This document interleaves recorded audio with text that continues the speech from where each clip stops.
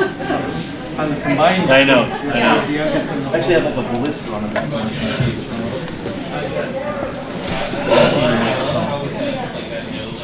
Oh, it's in your pocket.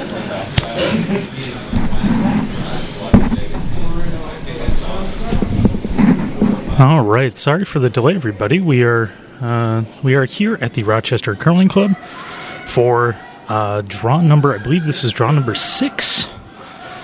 And we have Team Rowe from Wisconsin, Team Brundage from Illinois. So just getting a little bit set up here. We're running a hair late this morning. And we'll be coming in with a little more detail and doing more play-by-play in a few minutes. For everybody that's joining us, we appreciate it. USA Mixed National Championships brought to you by 12th and Sports Network, hosted here at the Rochester Curling Club. My name's Chris Lindstrom, and I'll be with you through at least most of the game this morning and tonight and through the rest of the weekend.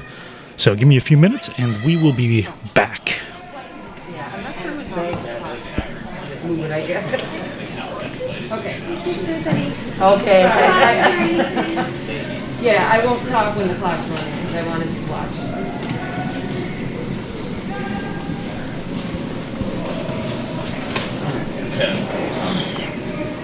Oh yeah, I guess you're central, right? At the World Series. So,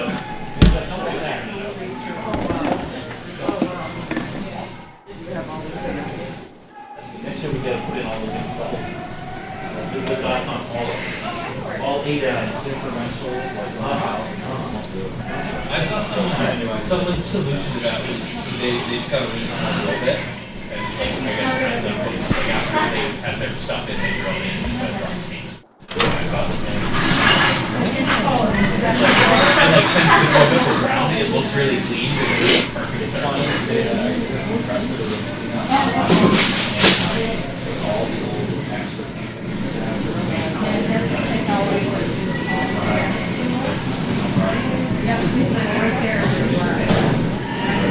I'm surprised that you're roll-up piece. Oh, no, that was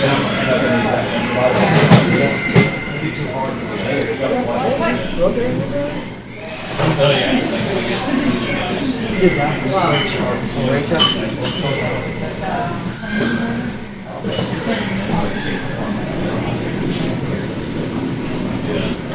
Right, of course. Oh, yeah. It's like across the street. I hated it. Well, I would talk to the guy that's having the library. You hated it all. I just got everything. Curiosity, what are you waiting for? I was waiting for the rock to get behind the back line. Okay. The one on the right, it took a little longer than the Okay. one on the left. Missed that. So, good answer then. The guy said he didn't have one before. She did that every time.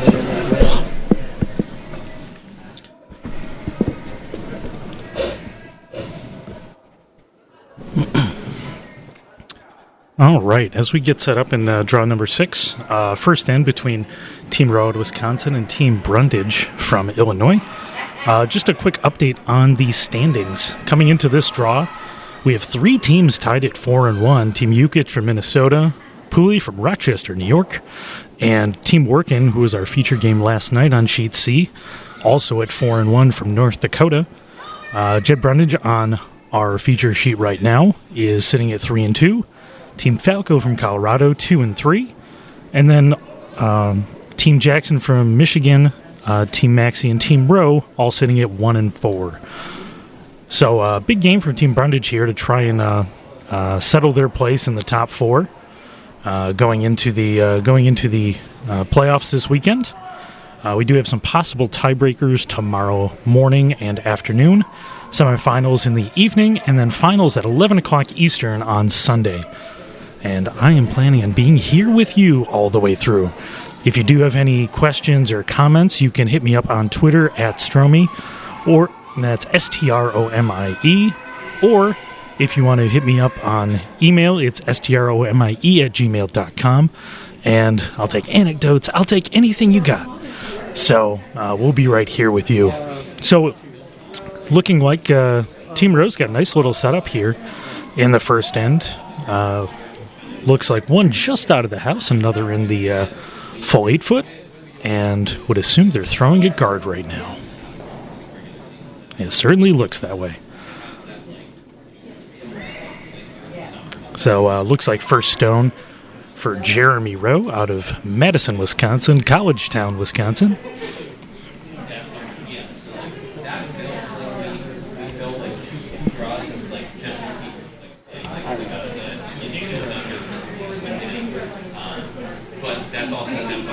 Trying to guard up here, and to be honest, I missed the early part of the end. Based on the setup, I'm going to go ahead and assume, and it does look that way. It looks like Team Brundage has the hammer in this first end, and nice little setup for Team Rowe, to be honest.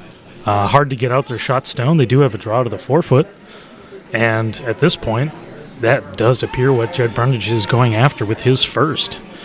Not trying to open things up, but draw right around. A lot of staggers, and if he gets behind, it's going to be hard to take out.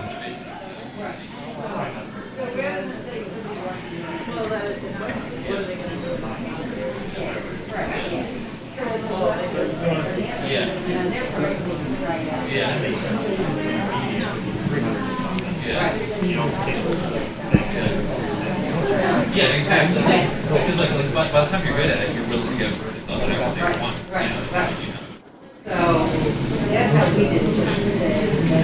So for those that haven't watched Jed Brundage play before, he plays. You see him often at the in the men's U.S. Nationals and at the Olympic Playdowns. Had a great run at the U.S. Nationals the last time it was held. Struggled a bit, as we talked about last night, on the Olympic Playdowns. Very interesting delivery, that the swing on his right leg there, and this one going heavy through the house. A bit of a tough break, and now gives a chance for Rowe to really close this shot off. So there's an open draw from either side into the 4-foot. It's just a matter of which shot do they think is the easier shot to take off. And since that shot was just thrown, they're going to try and copy that. I think it seems like the right call. But either way, there's going to be a draw to the 4-foot. And if they can get in ahead and try to get, top button, then it's going to be really tough for Brundage to grab his one here in the first.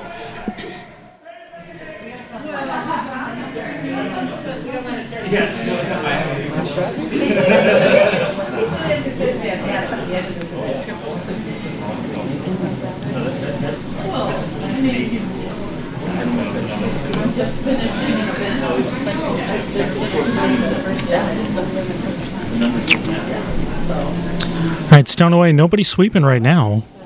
Seeing if that's going to come down for weight. Line's looking real nice. Does have to hook in. Looking like it is going to run deep. It's just a matter of how far at this point. And it is far enough back where if you freeze on it, you might not be shot. Actually, it may have been a better move to have left that a little bit higher, so if you froze on it, it would be shot. But this leaves a repeat of a shot for Jed Brundage with his last in the first end against 2. Time's excellent. Oh, that's right. We gotta. Yeah, I'm still kind of, I've been kind of in and out of it, but who's on first and who's on second this whole thing. So a repeat of his first shot in the first end, trying to get his weight right and draw right into the 4-foot.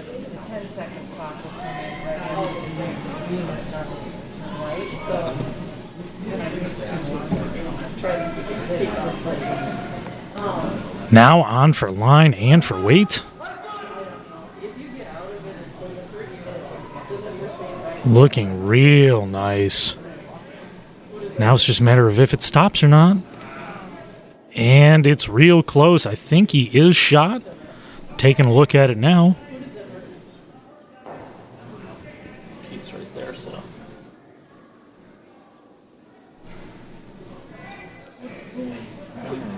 I'm not sure which one ended up being shot. I believe it was Brundage based on the overhead camera, but a little bit tough to tell. And it looks like it was. So successful draw for 1 against 2 in the first end for Team Brundage. Team Rowe from Madison, Wisconsin will be coming up the hammer in the second end, and we'll be right back.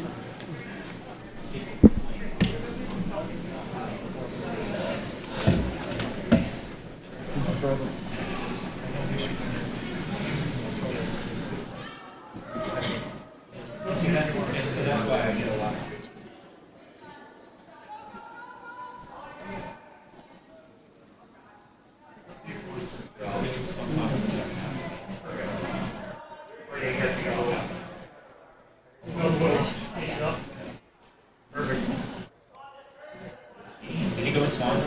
I assume he did. That was my recommendation. So, yeah, I know. And when I told Tigo, that's what you said.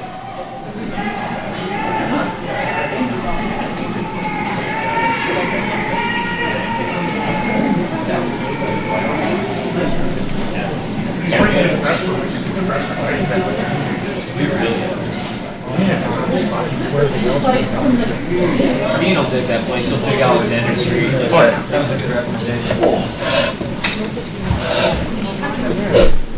Swan dive? Yeah, it's one of the John Swan group of restaurants with Oxen Stone and Daily Refresher, Vern's, Dorado, Rue, all those places. His whole family owns them all. Not familiar with that one. Yeah. All right, and we're back with the second end here between Team Rowe and Team Brundage. Just a reminder to make sure to go to tesn.us and share it out for everybody coming into the playoff weekend.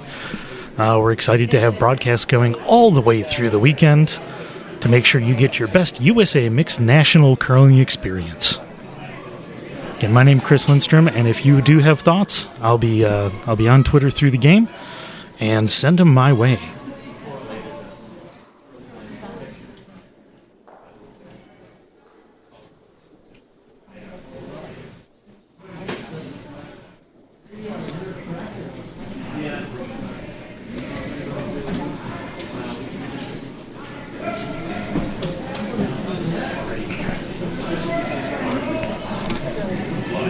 And looking like this hit weight come around, trying to remove the rose stone. Rex on the guard.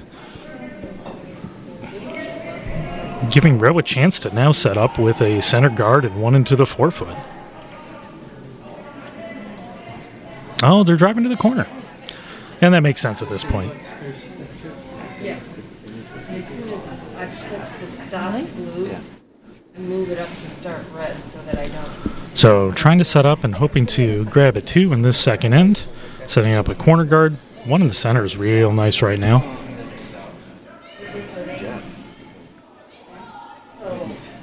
Yeah, on this one early, trying to keep the line from over-curling. Looks like it's going to over-curl by at least a foot or so from where they want to be. Covering just the corner of the 8-foot.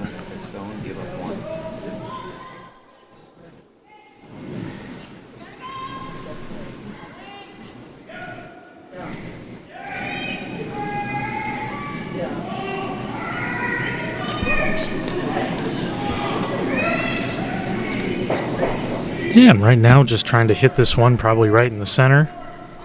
Hit it right on the nose, leave it in the center of the ice.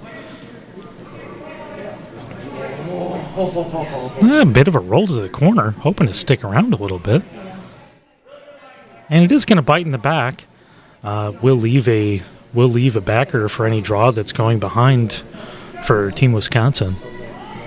So actually a really nice spot for them. If they happen to miss them the wrong way, it's going to wreck into the corner and leave a chance for 2.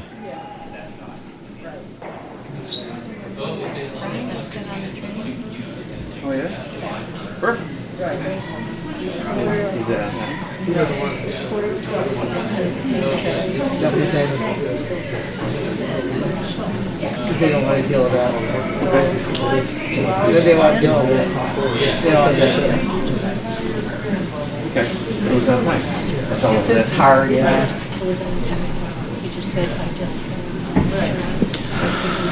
And this draw is looking real nice, hooking in nice to the corner. Looking like that's going to get mostly buried and right on the tee line. That's a beauty shot. Beauty shot by Richard Maskell, veteran of USA Mixed Nationals, and actually played in Rochester in 1994. Last time we held the USA Mixed Nationals, Mr. Maskell participated in that event. So this gives a chance for Cam Rittenauer to try and move this stone a little bit. Looks like they're trying to punch it out if they can. Need to catch it relatively thin to punch it over their stone. Trying to push it over. And now trying to make it, pushing it all the way. And beautiful angle. Great shot by Cam Rittenauer there. Sitting 2. Had to hit that really thin to get it over the top and not wreck. And really nicely played and swept by the Team Illinois there.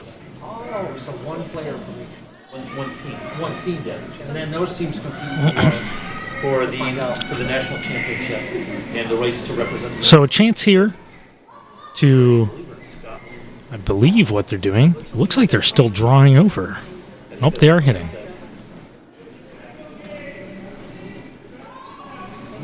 So they're trying to do the hit and roll here, roll to the corner. A lot of positive ways this can go. It's looking real nice. And will it sit in there, and it's going to go over the top. Caught it a little bit thin. Now leaving the opportunity for Team Brundage to decide how they want to lay this sheet out. And they are going to split the house and try to go for a force here. Trying to spread it out as much as possible so they don't have a hit and roll to the corner, forcing Team Rowe to make a decision on how they want to play and try to grab more than one here. Oh, sorry. I thought that was common knowledge.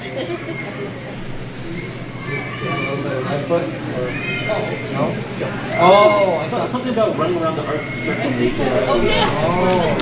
Trying to get this one in the house, and they want to get it all the way back close to even.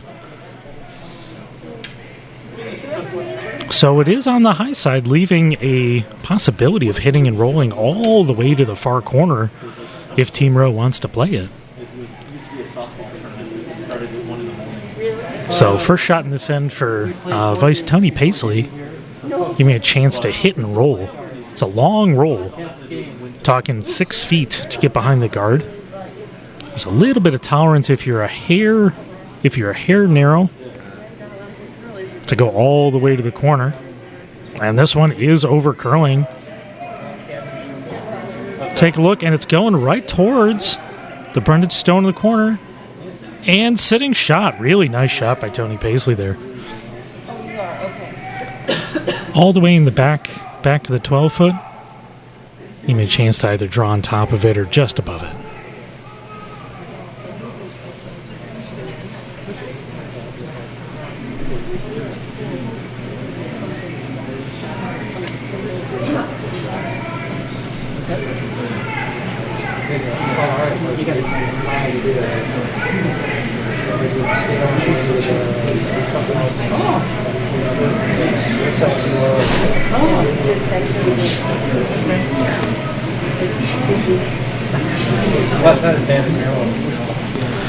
And this one looking real nice. It is going to be a little bit of a bounce open.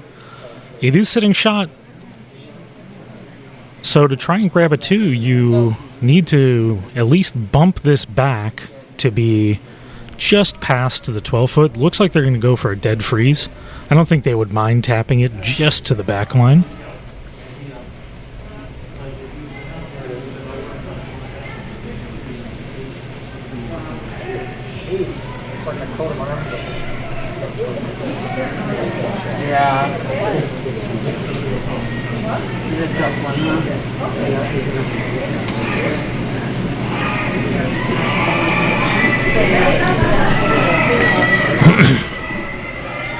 So second shot for Vice Tony Paisley.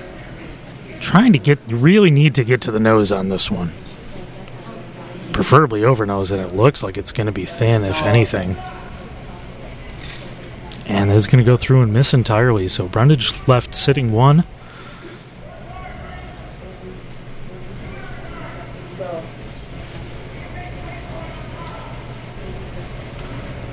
So changing the path a little bit now with one Wisconsin stone sitting in the back 12. Instead of splitting the house, it looks like he is going to draw and try to sit 2 underneath that corner guard.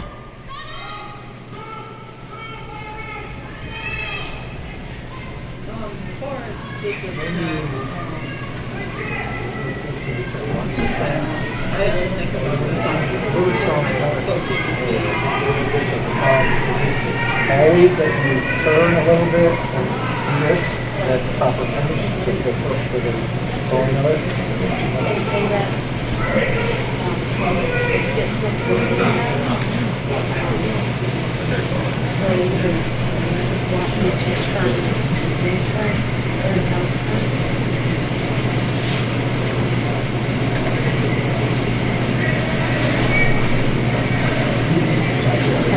Yeah?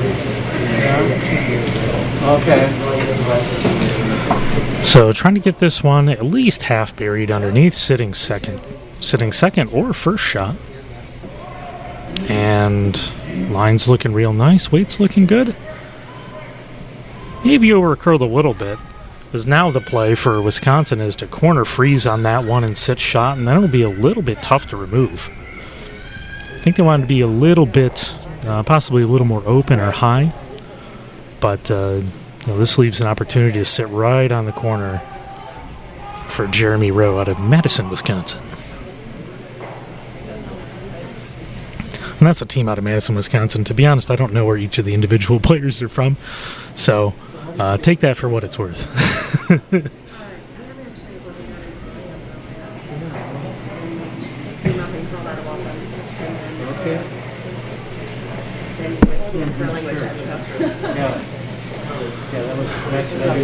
So trying to preserve the possibility of grabbing a 2 here, Jeremy Rowe really wants to sit on the corner of the stone at the very corner of the 8-foot, just into the 12.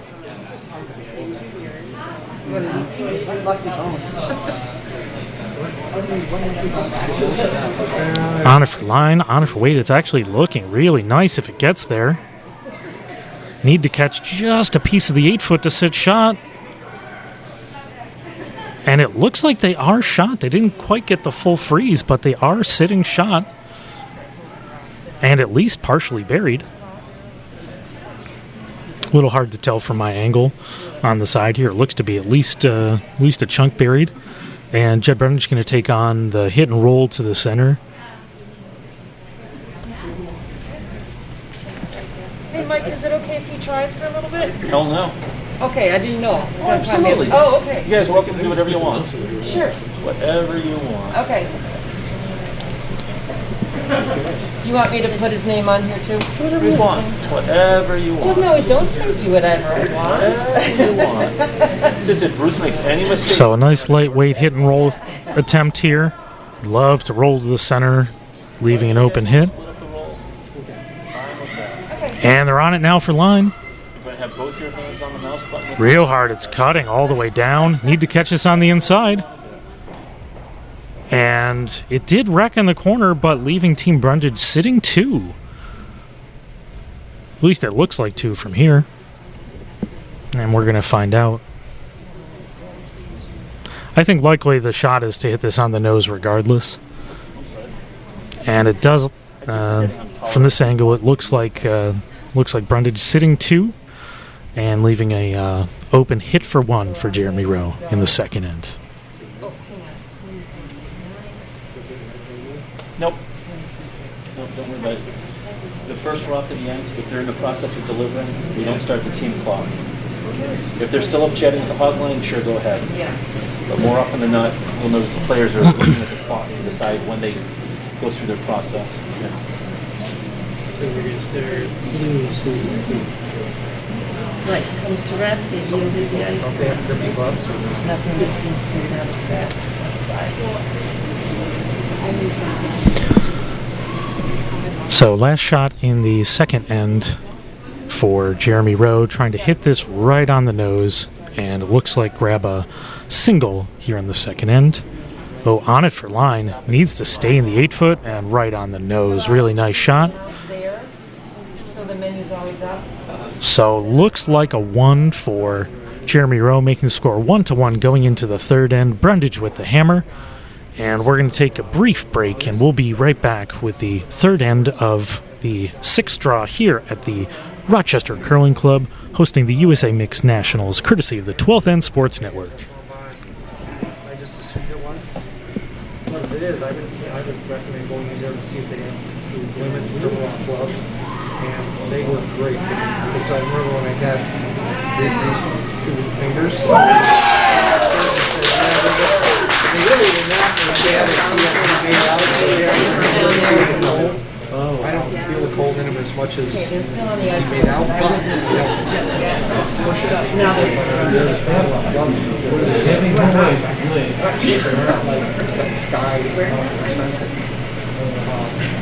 when the stone crosses, not when she gets the T-line. Field was 5.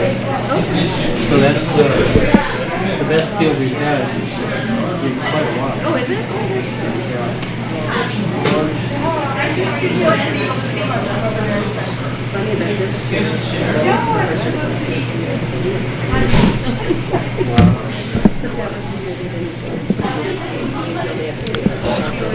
All right, and we're back for the third end on Sheet C at the USA Mixed Nationals. Looks like a hog stone there for lead Mandy Hampton here with the first shot of the third end.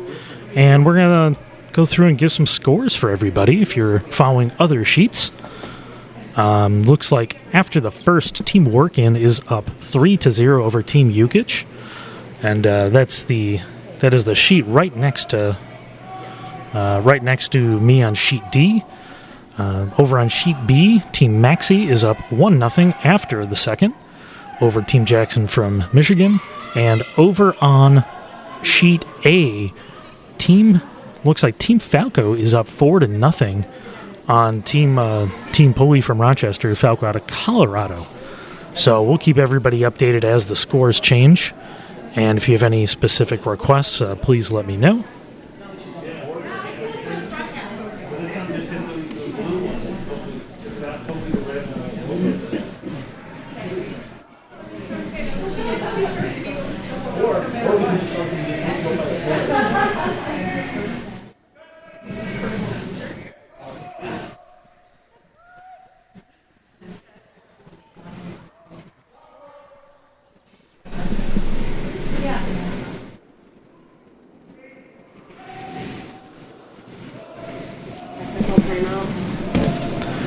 Looks like a technical timeout here. Checking the ice a little bit, seeing something a little bit off. Trying to clean that off. Cam Rittenauer. Charlie, right here. That's what you're there to find out. Now go ahead and start the clock, I guess. Yep, looks like they got a decent clean on it. It was a nice issue and it seems to be resolved, so we're starting the clock. So we'll have to pay attention to that as the game goes on. So it's just outside the TV line, about 10 feet past the hog line on this side, on the warm room side. So it's just going over that right now, or right around the area. Don't see anything different happening, so hopefully no issues there.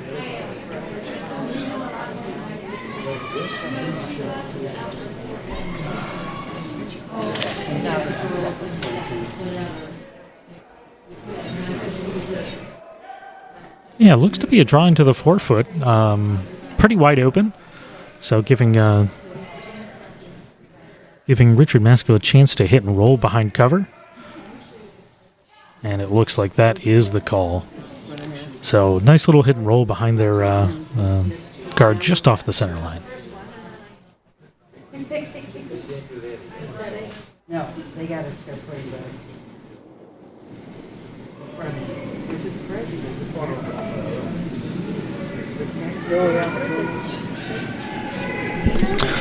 On this one early for line. Trying to hammer this and keep it so it doesn't over curl.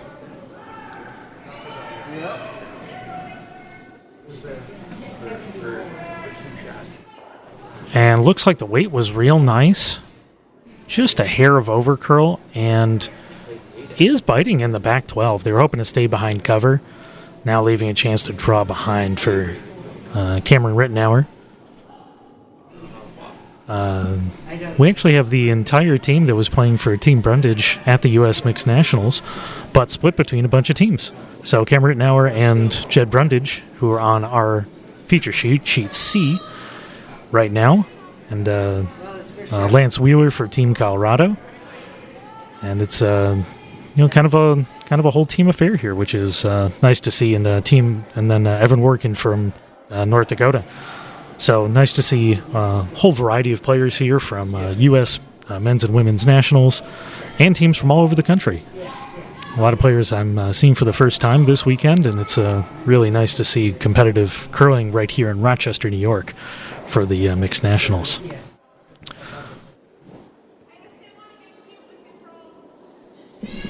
So with that one right on the, pretty much right on the pin, Richard Masco gets a chance to sit on that one, try to get on the face, or maybe a light angle on the inside. You'll be able to tap that out, but I think they'd be very happy trying to force right now as well. And a bit of an interesting device on his shoe. Looks like he has a little bit of foam and Teflon on top of his shoe. I have not seen that before. I've seen a lot of different Teflon devices, but not that one. And trying to get this one behind. It looks like it is going to get underneath. Question is, where is it going to end up? Looks like on the far side, frozen, just bumping it a hair. They would have loved to be, I think, on the inside there versus the outside. And now the angles are looking very positive for Team Brundage and Cameron Rittenauer's second stone. They'd love to be sitting on the inside corner of this, giving them great angles to try and grab a 2 here.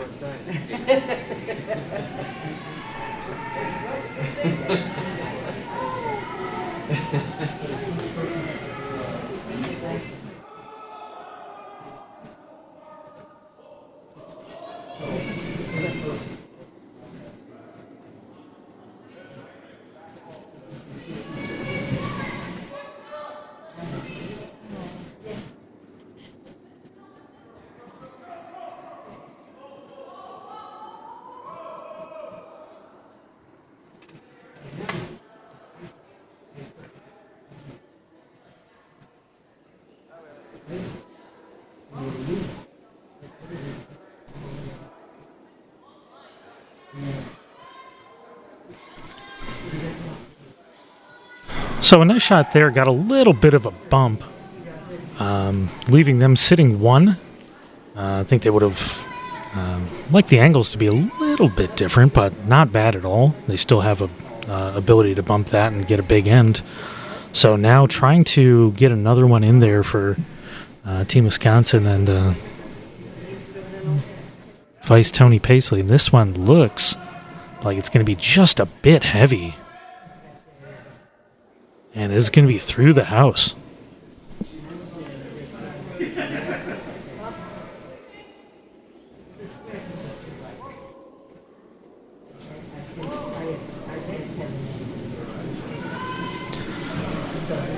So this is probably what they were a little worried about. Now Team Brundage and Vice Bella Hagenbusch trying to maybe sit right on the right near the nose of the stone they just threw.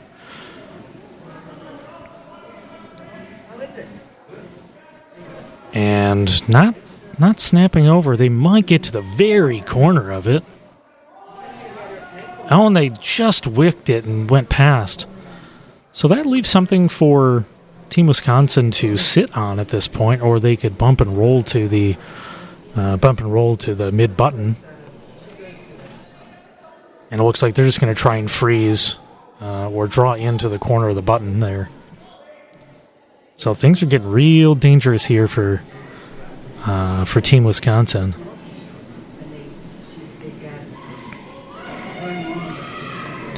So a big second shot for Tony Paisley here in the third. Love to limit the limit the scoring possibilities if they can. She just handed me the phone, so I can't put up with it. I was gonna have to. She even scared us of this. The day after she was done. On that for weight, and it's actually setting up. Ooh, that's setting up now for Team Brundage, and it looks like they are now sitting 3. Now the only benefit right now for Team Wisconsin is they do have that stone that could be bumped back, but really they'd have to hit a perfect angle just on the inside of the nose to bump it back towards the button. So a little bit of a question on what to do right now, and it looks like they're going for the guard, and it's a little bit of an odd position. Usually you'd want to change what's going on here, but sitting 3 inside the forefoot, I think this makes a lot of sense, trying to prevent that run back I was just talking about, or that little tap. So they want to be inside the TV line by just a little bit. Nice 2.5 guard. Keith is still in there. Keith's on his way.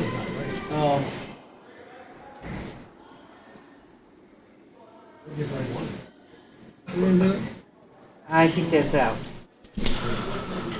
So working this one for line, and looks like it is just about where they wanted it. I think they might have wanted it just a hair more, but the nice thing is you actually can't tap this one back onto the red now because it's slightly buried underneath. Turns out real nice. So There we go. No one's doing that. So big spot, big spot for Jeremy Rowe coming up with his first in the third. Looks like he'll be coming through the port on the out-turn TV line here. And there is a chance to maybe. It's a little hard to tell. I think he's going to try and bump one of those stones. Really tough spot here. Also try and prevent this from being a huge end for Team Brundage right now. I don't see a lot of opportunity, very little opportunity, no opportunity to steal coming up, and now it's about limiting damage.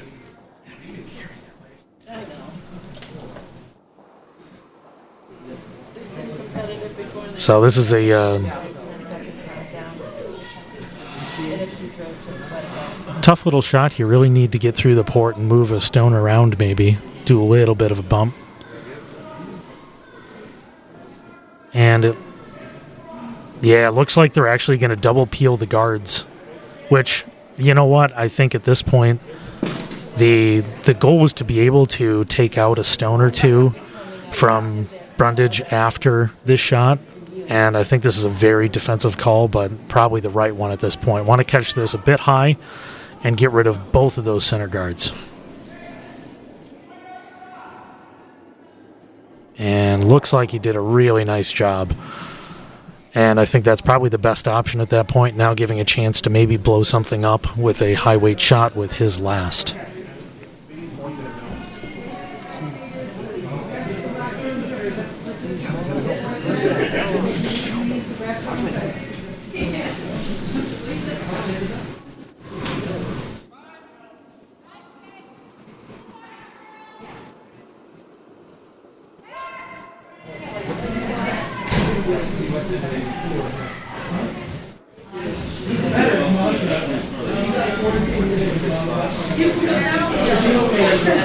So now it's all about deciding where do you want to put up a guard or another stone to prevent Wisconsin from throwing a heater and taking out 2 of their stones.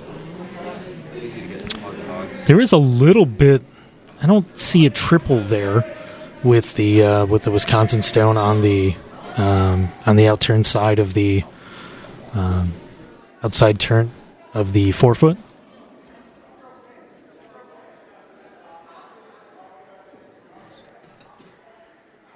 Trying to prevent any. They really don't love that tap back on the center, and that would be the preferred shot right now. So I think they're just going to guard that and force a hit to at least take out one. Really great spot to grab at least two here for Brundage.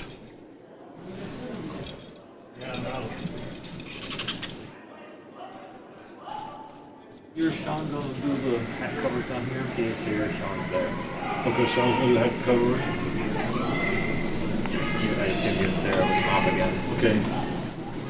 Better get us on. This is all about position shot. Want to be just biting the center line here. Ooh, looks like this one is coming heavy. They want to be on an angle. Yeah. And they are going to tap it, but it's tapping it in a much better spot for Team Brundage. And now it's about what do you want to hit? Yeah, I have a few guys at our club that are only take short times, even like when they're trying to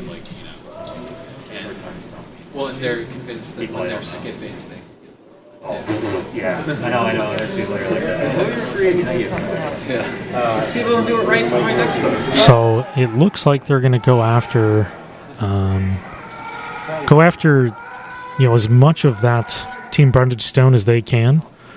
And my guess is he'll be throwing a pretty stiff weight here, close to peel. They want to grab at least two. I'm not sure I see an angle for two, unfortunately. Because you need to... Yeah, they might be going for the draw. This is a tough decision, leaving right now Brundage sitting 3.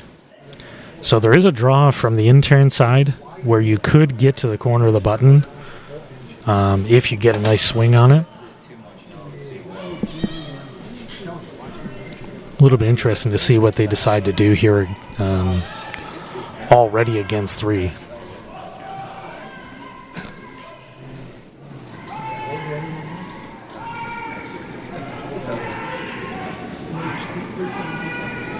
We're going to find out. Oh, yeah, I took it that way. I'm surprised that, I never saw that running through the 4 foot, right? And it looks like they are going after the big weight hit here. The only thing I can see from my vantage point would be if this is thrown very stiff, it might pop out to the edge of the 8 foot if you catch it really thin. That's the only double I see. And big weight, but not that big. So really need to catch this as thin as possible. And it's curling all the way right away. That's going to be on the Brundage stone. And did tap theirs, but I think Brundage sitting 3, giving an opportunity to draw for 4. They need to be all the way into the 4 foot. They'll be going for the in-turn draw. Only risk here is if it overcurls and hits the Wisconsin stone in, but really nice opportunity to draw for 4 for Jed Brundage in the 3rd. See a piece, and there's enough action here that you can chip that. It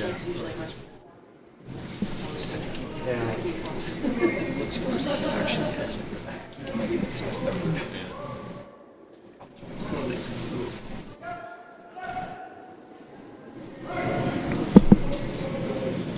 So final stone for Jed Brundage here in the 3rd end, drawing to the full 4 foot for 4.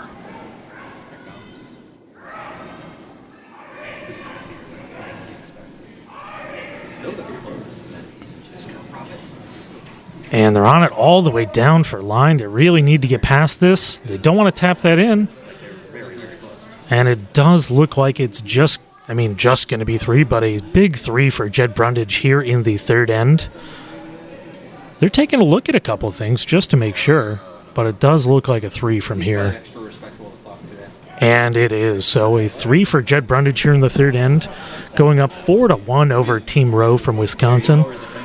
So we're going to take a brief break, and we'll be back with action in the 4th end here at the USA Mixed National Championships in Rochester, New York. Well, where you put your purse yesterday. I don't know if it's the same.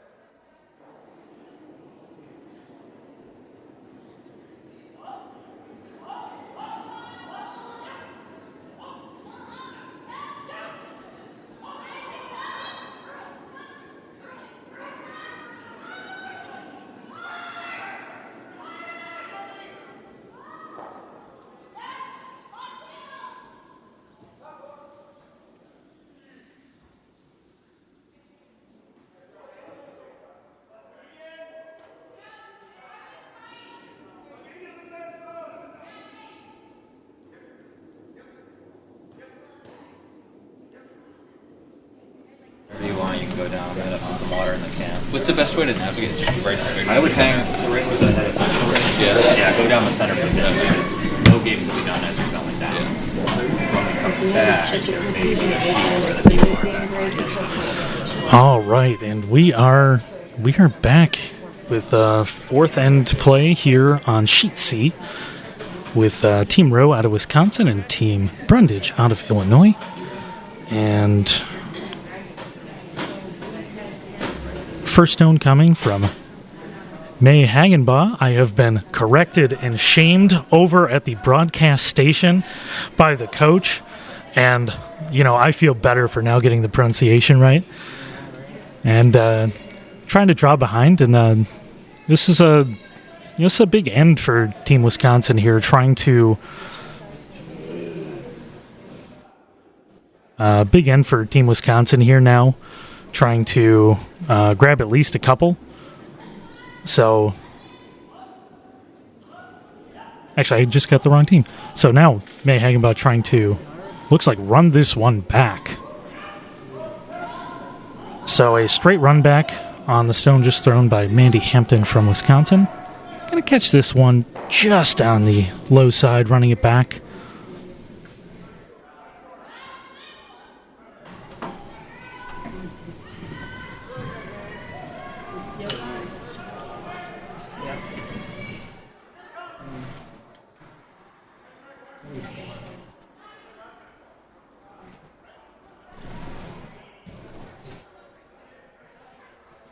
Yeah, it looks like Team Wisconsin's going to play to the center this end.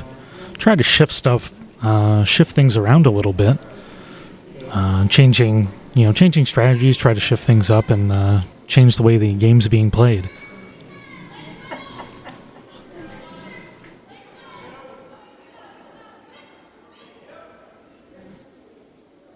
You know, when things aren't going your way in a game, sometimes it's a good opportunity to see if you can throw your opponent off guard by changing the way you're playing the game. You know, putting stones in play they haven't been throwing. It's not usually a bad idea. I enjoy doing that myself. If you see a team edging a certain way, may give you a little bit of an opportunity to grab a big end.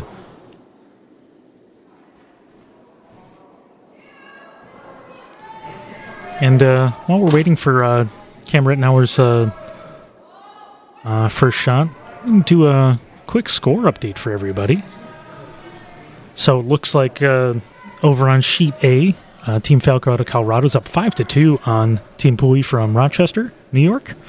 On Sheet B, Team Jackson is up 2-1 over Team Maxey, and that's after the third. Over on Sheet D next to us, Team Workin is up 3-2 from North Dakota, is up 3-2 over Team Yukich from Minnesota. And that is after the third. We had a blank in the third, so Team Workin up 3-2 with the hammer. Important game for seeding coming up on that as well. Both of those teams are 4-1 going into this game. And we do have a technical timeout coming on right now. I think they're replacing a stone that was peeled. It was accidentally was removed from play, so that's the 5.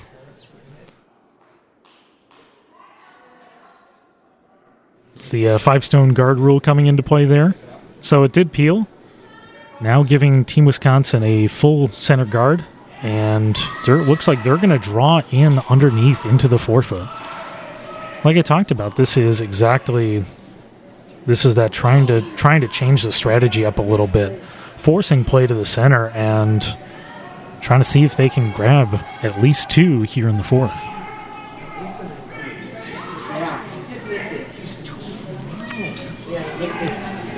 So on this one for weight, on this one for line. They'd love to get this as close as they can. And seeing how it drags over, it looks like it is going to be just outside. Looks like just outside.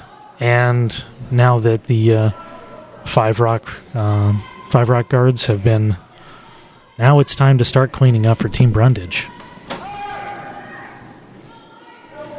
So it looks like they're going to try to get at least a double.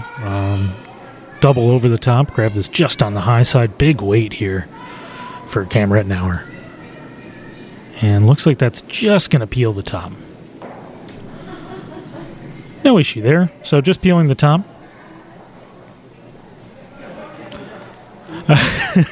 Looks like Jeremy Rose asking if that one should go back too. I think that would be nice for him, but no such luck in this case.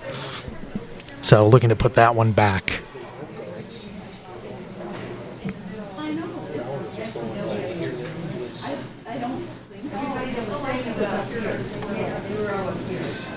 Oh, absolutely. At least more mental simulation as well.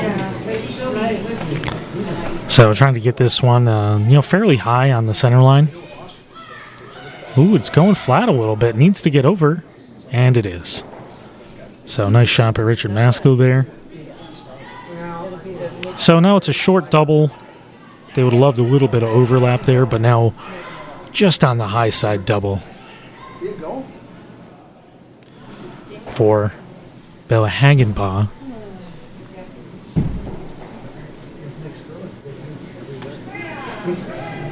And on this one, trying to really hold this. This is that powerful hold sweep from Cam Rittenauer. And just moving it over, still fully behind the guard. Just caught it a hair on the nose side of things. She's confused.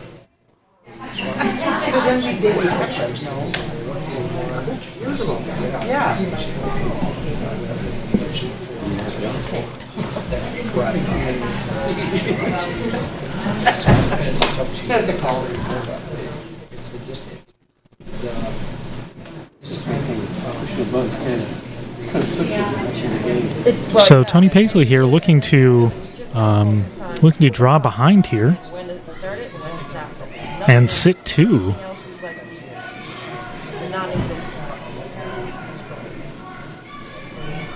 And they're on it hard. And it looks like it is going to get by the guard and just skip to the back four, just into the back 8 foot. That's a really nice shot for Tony Paisley to sit two.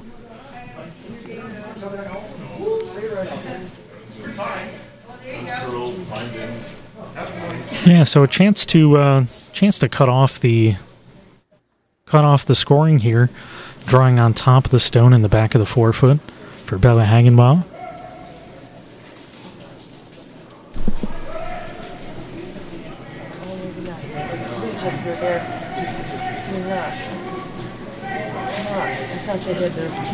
So they're really trying to push this over and sink it all the way underneath. And starting to swing a little bit. Not going to quite get all the way underneath, but are going to sit shot on the full 4 foot. Right here on the intern side. And it looks like they're going to play the straight run back and try to double those 2 stones out and leave their own up front. I think nose will do it.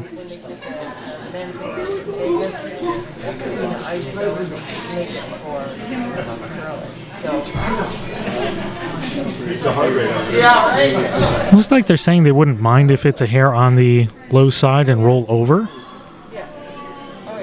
But the double here really needs to be right on the nose.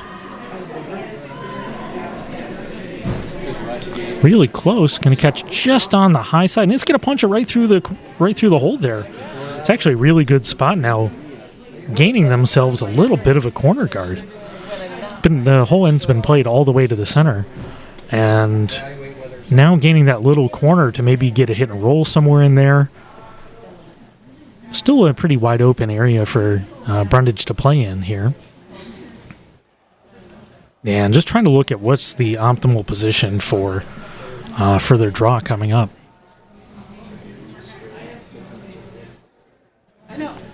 And looks like right now the call is to try to go a little bit higher than their shot stone. And I like the discussion here. It's really smart discussion about what's the, where's the miss here.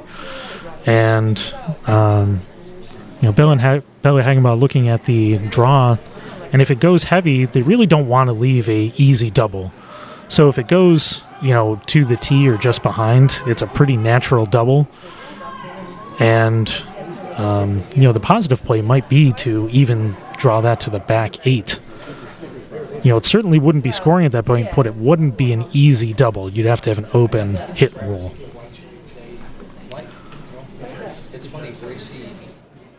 So this shot all about positioning.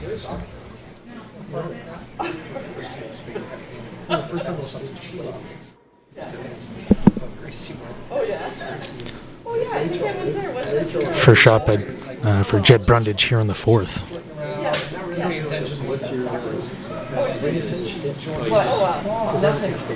This one is starting to curl real nice.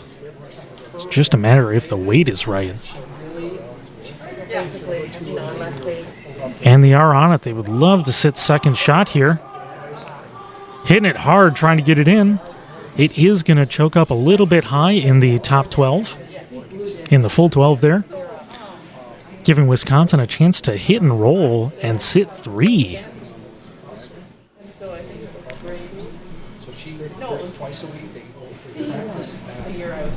So big opportunity here for Jeremy Rowe to take the nice midweight out turn hit and do a little hit and roll over burying over that underneath that now thrown.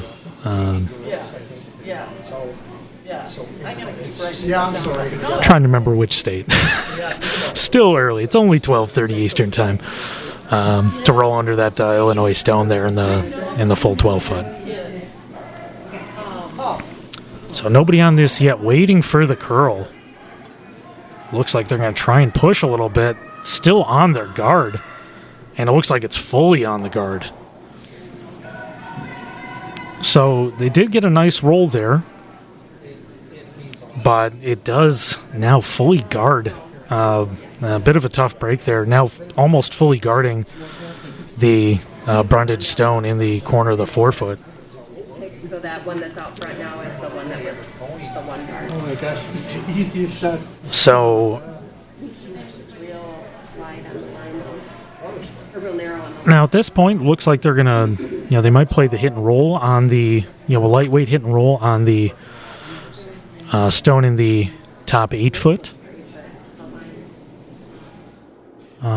Based on where things are, I don't see, unless you played the tap on the center, which they might be doing. I didn't quite see what the call was. It was a little bit blocked. If they tap the one in the 12 foot, they could end up sitting 2 here. Other option would be to take away any draw path or tap by either tapping the Wisconsin stone to the back of the house or hitting it out. She doesn't have it done. What? Score last time? 4th end?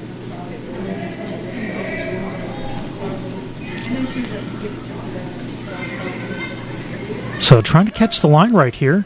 And it looks like they are going for the tap. Cameron and I are really trying to hold this. They want to tap it right on the nose. Line's looking beautiful. Great sweep. And they want to get it into the 4 foot. And they do. Beautiful shot by Jed Brundage there. Great sweep. Now Team Rowe trying to figure out how to grab and try to fight against those 2 stones that are in the house. Now the angles are pretty positive for Brundage. There's not really a double there. So yeah, this is a very difficult shot that Jeremy Rowe's looking at. If he hits that at really high weight, you might take 2 of those out. At that point, there is a possibility if it hits the second stone, fairly high, that might skip a little bit and you might be shot in the back. This is a very difficult shot, and it's going to have to be really high weight. And based on the position of the broom, this is going to be full peel weight for Jeremy Rowe with his last in the 4th end. Yeah, big momentum swing in these last few shots. Rowe was lining up a decent end, but some beautiful shots by Brundage, and that little mistake to roll over. So Richard Maskell on this one early, really need to get by their guard. And it's going to catch that guard. And it does look like Team Brundage is going to steal 2 here in the fourth. And it's going to be a score of 6-1 after the fourth end. So we are going to take a fourth end break here at the Broadcast Center here at the Rochester Curling Club. And we'll be back with more curling on the USA Mixed National Championships, broadcast by 12th End Sports Network. And we will be right back.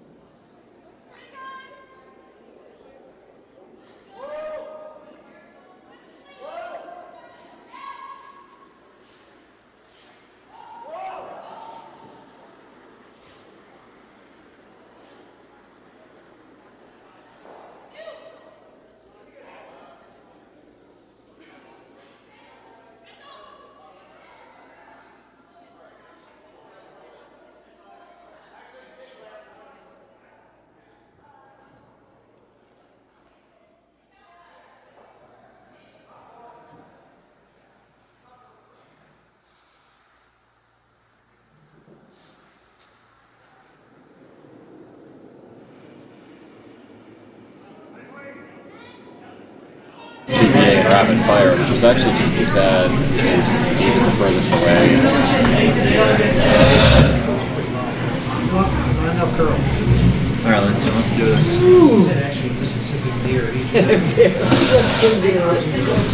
Iceman Unfiltered. Let's go.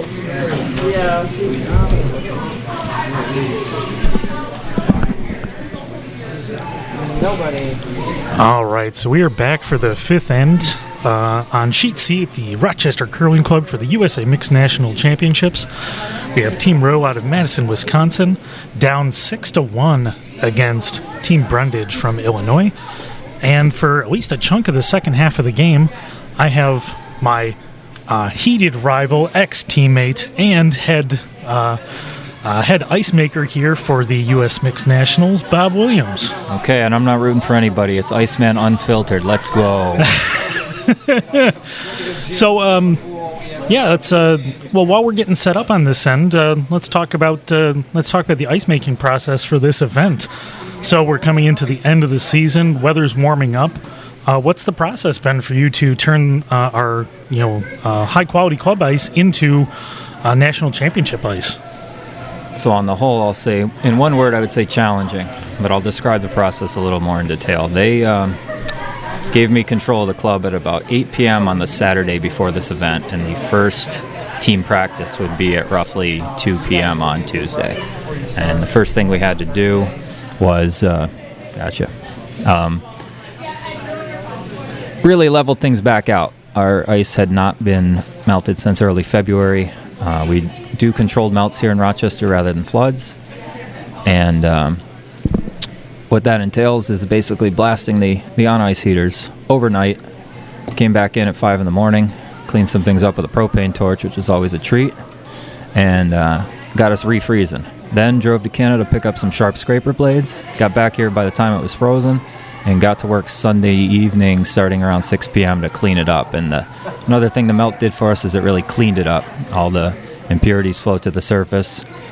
And yeah, it does look crystal clear right now. And then we started hammering. We scraped 3 times that night. We scraped 8 more times the next day. Wow. We scraped 1 more time the morning of the event, and every couple of scrapes we'd set it up as though it were the game to get the newly textured rocks, get some of the edge off of those. And we saw the speed continue to pick up all the way through the first pre-event practice for the teams on Tuesday afternoon, and then we got there. But then the challenge came when it became 75 and humid on Wednesday afternoon. We got a little greasy Wednesday night. This place was built in the late 60s for curling from November to March when winter was winter. Definitely not mid-April in the climate change era, but we weathered that. Yesterday the wind blew in. We have basically perfect humidity conditions now, and we're seeing everything really true, I would say. I'm pretty happy how it turned out. Yeah, watching games, even that day, I mean, things held up pretty well. And it's really exciting to see ice at this level, and I'm really interested to be playing with sanded rocks next week. It's we've been playing on, our curl's been going down through the season. I'm excited to play with sanded stones and this kind of ice next week in the playoffs. So I think that's going to be a challenge for some of our folks. What Absolutely. I was aiming to do here is reward rotation, reward positive releases. If you throw what I call the dead fish out there this week, you're going to be putting corner guards into the wall.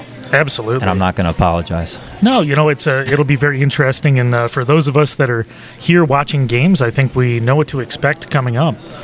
Let's give everybody a quick update on the scores on all the other different sheets for those that aren't those that can't see the other sheets.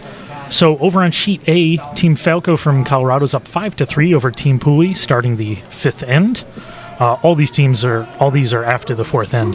So 2-2, Team Jackson from Michigan and Team Maxey from Arizona. Over on Sheet D, our sister sheet, Team Workin took a big 3 in the 4th end, going up 6-2 over Team Yukich from Minnesota. So that's a matchup of, as we mentioned earlier, 2 4-1 teams. So really trying to lock in position for the playoffs and get their rankings in. Team Falco's probably the only team right now that's looking to try and get in, so they really need to get a win, and hoping to see some shift on some of the other sheets to get into the playoff hunt. Well, so this end's lining up fairly clean. Looks like now a quick peel opportunity for Bella Hagenbaugh on Team Brundage. Just looking to get this stone out and play very open end up 5. No surprises there. No, it's interesting. Earlier in the week, some other members of the ice crew and I were watching the games here, and we sort of found ourselves drawn to these type of games because we're kind of going through the permutations of all that would need to happen. And meanwhile, there's maybe a 1-point game on the sheet next to us, but we're those guys. Yeah, and it's been very interesting seeing different teams that I haven't watched play before, seeing the different play styles. And you're talking, it didn't quite work out in the last end. Team Wisconsin was trying to shift things up and change the style of play and try to make a little bit of force Brundage to think a little bit versus playing the style they've been very comfortable with through the rest of the game. Yeah, they've got no choice. Jed and his tuck delivery would prefer, and Cam Rittenauer, they'd prefer to throw missiles the whole time. Wisconsin needs everything in play. They got to take this back to what I call the soup league. It's our daytime seniors if they're going to get back in this thing. Yeah, put some stones in play, make them think a little bit, make the shots a little bit more challenging. On the ice front, that 3-guard was a 15.66 hog-to-hog. If folks are tuning in or are interested in what kind of speed we're getting here, there's some really, really long stories about the history of this place that I won't bore you with, but it's a little faster on our sheets C and D, maybe about 3 feet if you're thinking in those terms, or maybe half a second on a hog-to-hog. And so what I've been aiming for this event is about 15 on the CD side and a little better than 14.5 on the B side. Brett Jackson's draw for 1 in the third on B was a 14.65.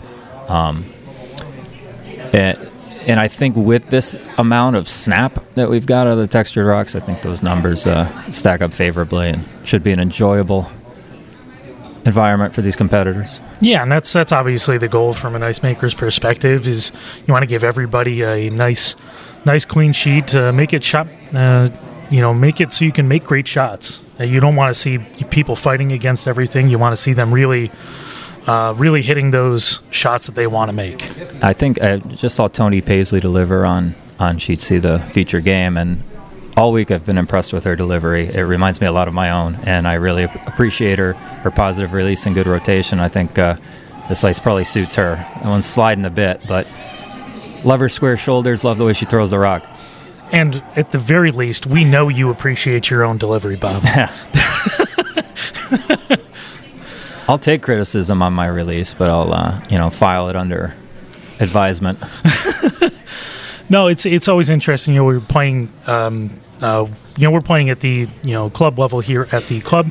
Both of us have played together at the club playdowns level, and Bob's played recently this last year at the club playdown level. And it's always interesting to see the varying different releases that everybody has, and it's part of what you do, especially at the club level, is watch those little details and how can you take advantage of somebody's delivery or what they do or what their tendencies are. So the club playdowns this past year was in Nashua, New Hampshire, and extremely different ice than what we're seeing here today. Very tricky to bury behind guards, especially for someone who throws the way I do, and that's why someone like Ivo Petrov wins the event as much as he does. Those guys were able to kind of change their handle and hang in there. Club playdowns is a bit of a sore subject for me this year. Our team, Team Calabrese, founder of the TESN network that you're watching right now, we're tied 6-6 in the 10th end, unfortunately without the hammer. Mike Sampson from Broomstones made the shot of the tournament, double peeled, took us off the 4-foot, and we never got buried again. And here I am making ice and not playing in the national championship. Yeah, and it's actually last shot we missed. Jed Brundage brought the heat on that one and took out the back stone for Wisconsin, cleaning this up and really simplifying the end. This is the game they want to play wide open, up 5. Last night in the featured game on Sheet C, we saw a lot of we saw 2 4s back to back and big swings, and that is certainly what Team Brundage wants to avoid here. with the rest of this game. They want to keep it super clean. I only caught the very end of the 4 that brought the Workins opponent back into it. I've kind of been in and out of seeing gameplay, but it was a very interesting 4 in the sense that Blue had 3 rocks in the house and 3 out front, and there wasn't a red rock to be seen. That must have been a tough end for Evan. It certainly was. Yeah, we had a few misses on big weight hits, pulling inside, pushing outside just a hair, and when you're throwing the big weights, you have to be very sensitive with release, and that's that's the kind of ice we have right now. That's also true. Despite the sanding, if you throw weight, you may not get as much as you think. You've got to come down into the control region, into the 10 and a half to get what I would call predictable break, to keep your rock around in the house. If you're throwing for speed and accuracy and clearing, and you're a little off, you're going to be a little off down there too. Yeah, and I think this plays to, if you're watching, competitive curling at the national level or world level, the expectation is that when you're throwing those big peel weights, you're putting it basically where you want to hit the stone. And early on, we had people trying to aim a little outside, and they weren't quite getting there. And we've seen teams adjust to that since, and now basically going, if you want to throw big weights, you put it where you want to hit it. That's it. I mean, that was always true here. It's true with the weights we're talking about. With these guys, we're talking about 8 seconds and sub, and hardly anybody throws that around here. No, these on a daily basis. Yeah, those have been really zippy. A few players that are throwing those big weights, and we've got 2 of them on this sheet on Team Brundage. Cam Rittenauer and Skip Jed Brundage throw those big weights, and we've seen that on the national level when they were playing together as well. Speaking of, another one of their teammates from the national level, Gordon Brown's peeling on sheet D, and boom, clocks in at 6'9". Ooh, boy. Caught it fairly fat, gave it enough rotation, it's still geared right on out of town. Yeah, and that's, like we were talking about, that's an important game over on sheet D, and Team Yukich took 1 in the 5th, and is now down 6-3, team working with the hammer in the 6th end. One more update, Team Jackson up 3-2 with Team Maxey from Arizona with the hammer in the 6th.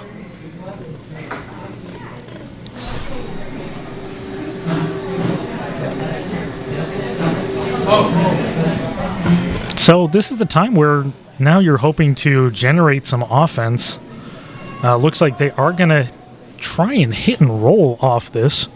Hit it fairly thick and roll underneath. Throwing a lot of weight at it.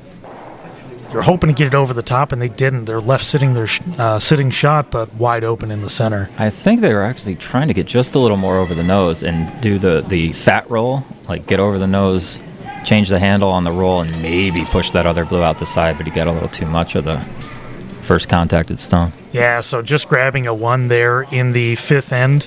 Now Team Brundage taking the hammer back in the 6th end, up 6-2. And we're going to take a brief break, and we'll be back with the 6th end just in a moment. Good call. I need a throat drop. Yeah, Joe.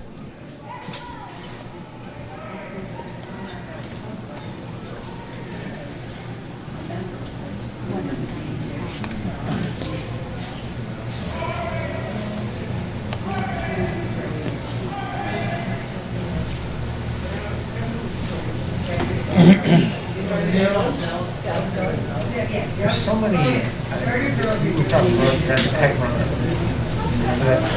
They made it. But anyway, it was about Anderson prior to the Russian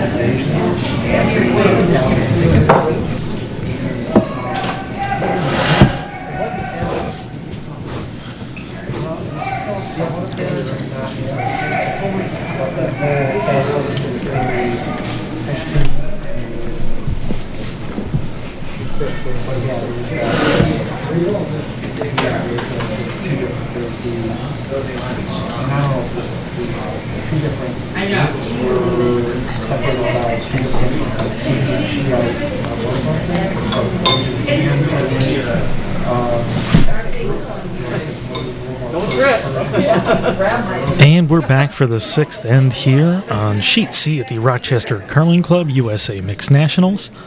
Just again, my name's Chris Lindstrom. If you have any comments, please hit me up on Twitter at Stromy. Be happy to hear them. And you can also, for games coming up this weekend, if you have any information or anything else, please send it to stromy@gmail.com, and that's STROMIE @gmail.com. So Team Brundage here, kind of trying to, even with the hammer, they don't really want many, if any, stones in play. So they threw that one through the house with a nice easy board weight. And now Team Row trying to draw behind their guard. They wouldn't mind a tight 3 or just biting the center either. A double centers is kind of the best opportunity here to try and leverage a big end out of this somehow.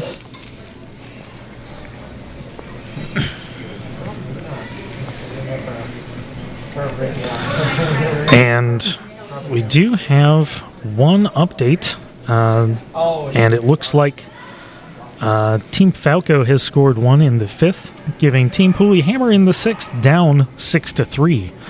And that's all Team Falco needs to do. You just got to score when you have the hammer with a 2-point lead and just run out the clock. Yeah, only 3 ends left, and Team Pooley here needs to grab a 2 here and try to change the tenor of the game. They do have hammer in the evens coming out, so now's the time for 2-1-2 at least, and that'll bring it to an extra. So tough spot there. Yeah, it'll be tricky to get a pair of 2s the way things are going in that game right now. It's sort of tightened up after I didn't see the first end, but it would seem someone wasn't uncomfortable. Someone was not comfortable with the ice at the beginning of the game. That's the only way you open with a 4. Absolutely. Yeah, and so after a draw through a shot through the house with the first stone, decision to go behind the staggered centers here for May Hagenbaugh. And probably the right move just to make sure they're not sitting, stones behind staggered guards, and then they'll start clearing with the next shots. Oh, we're talking about this game. Okay. Oh, we are talking about this game now. What do we got here? We're down 4. Yeah, and they almost can't afford to lose the Blue Rock in the house. Like, they just need to be on it. They need a lot of things to happen. Yeah, and this is the point where a bit heavy. You want to put some off and probably be easy to pick out. Yeah, you want to put some stones in play and get underneath. And now it's time. Jed he can pick it up. He doesn't need to even. Now it looks like he has hammer, right? So 5 rock rule's no longer in effect, and it's time to let it rip. Yeah, it looks like they can either play the straight run double to get rid of 2. Or if they hit it on the high side, you can slash double and maybe move all just of them. Barely high, but you need weight and rotation, and they have it, and they're pretty. Yeah, that's they got rid of a lot of things. They don't necessarily need that. To lose 3 stones for 1 is a pretty good trade, and leave a corner guard. Who cares, right? Yeah, kind of beneficial, really, to get 3 out, even if it's their own. They don't want any stones in play. He'll take it. Absolutely. So, really nice shot there. Really nice shot there by Cam Rittenauer to clear out 3 stones and get rid of all the guards in the center. So now it's time to put up a guard. And we're going to see guard peel, guard peel, guard peel for pretty much the rest of the end. I failed in my role as Kathy Gauthier, and I didn't get a time on that peel. And I'm not getting a straw either.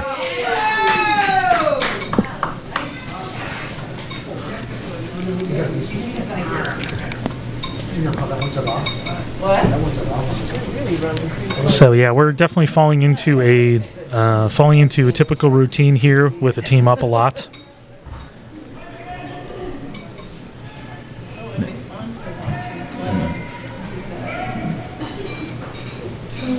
Wisconsin lineup. For sure.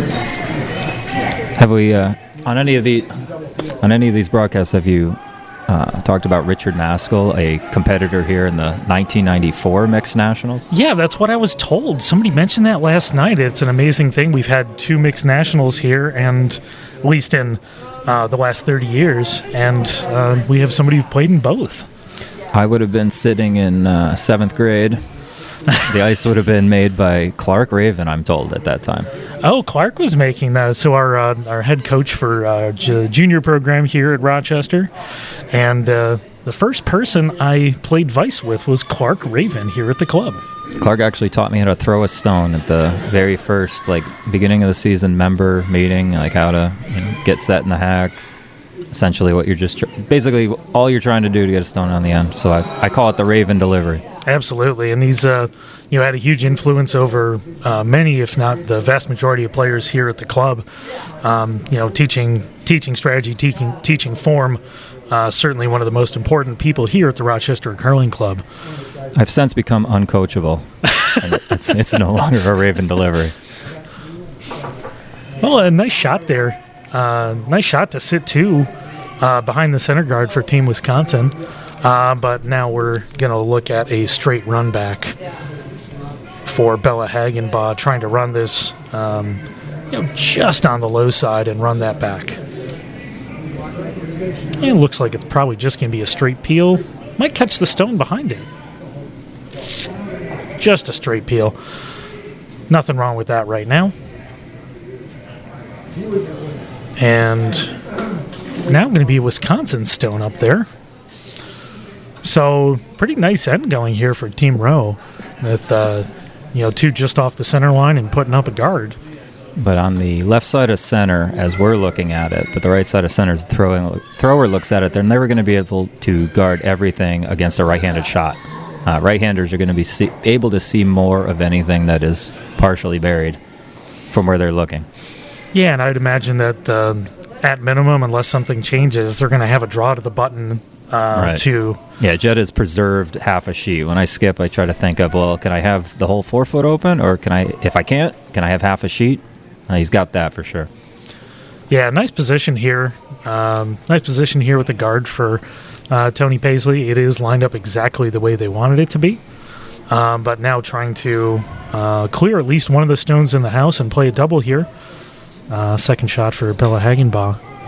Trying to catch this one pretty much right on the nose. Off one way or the other to split those stones out.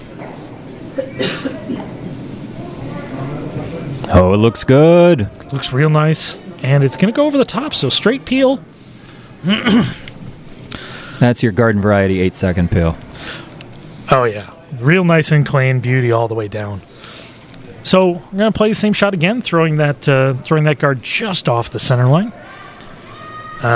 Really, at this point, the beneficial shot is to give them that draw to the button and hope for a mistake. They may change the angles with the last one if we do guard peel with the next. If we do guard peel on this shot, we might see a little bit of a different angle. Yeah, the last one, to my earlier point, they did a great job of managing it to not overcurl, and they kind of took away that right-hander advantage that I had tried to be poignant about. Absolutely.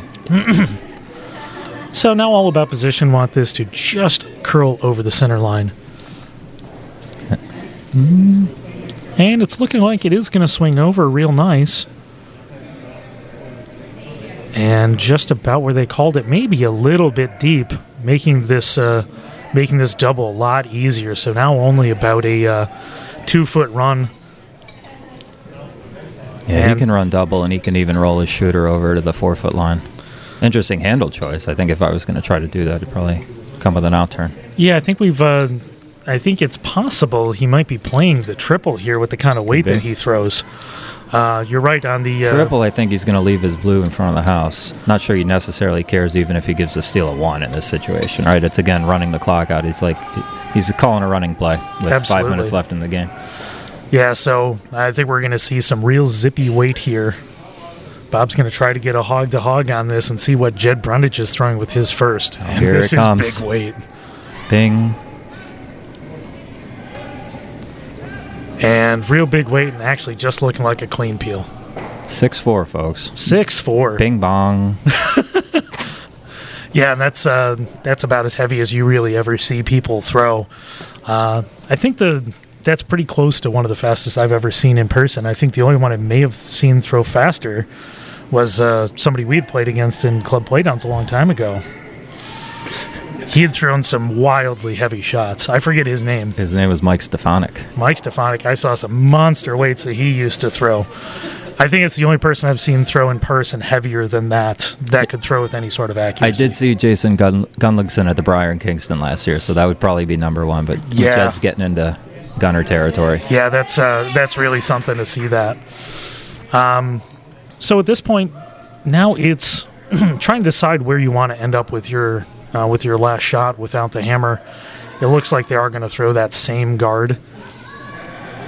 I mean, a Well, they're triple trying to does him bring it no in. good in this situation. Well, it doesn't do him no good, but I mean, same spot's a great spot. Even touching the paint, ratchet up the pressure on Jed's last. Yeah, the only thing I was thinking is, maybe going on the other side of the center and putting it at the same height as the other one to almost guarantee you're going to score one.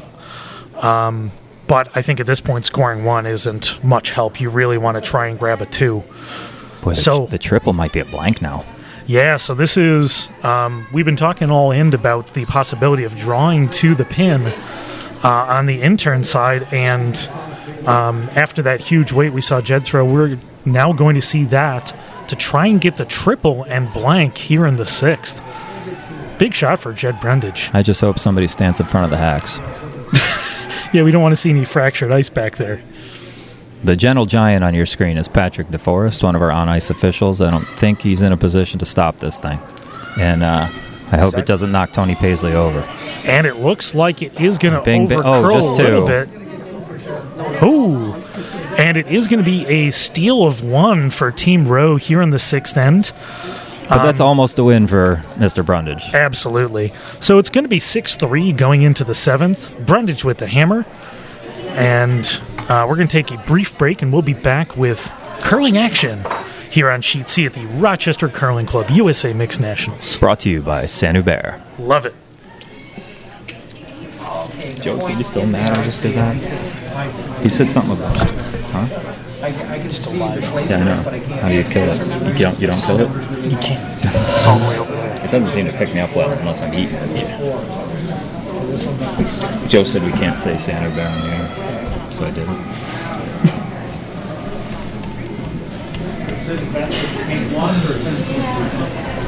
What are they going to do? Is the USA going to fire me?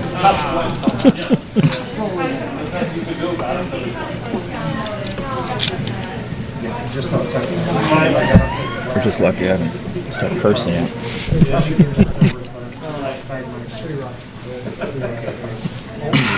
What's going on at A?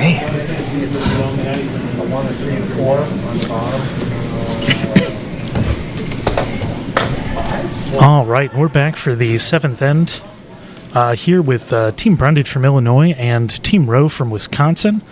Brundage up 6-3 with the hammer in the seventh end. Great spot for them. And yeah, now definitely going to look for double center guards for Team Wisconsin. And to be honest, a little bit surprised they're not going for the tick shot here, but they are just going to draw into the 4-foot. With May Hagenbaugh her first shot here in the seventh end. Speaking of Clark Raven, this is one of his preferred strategies. Be in the 4-foot first. Get where they want to get before they get there.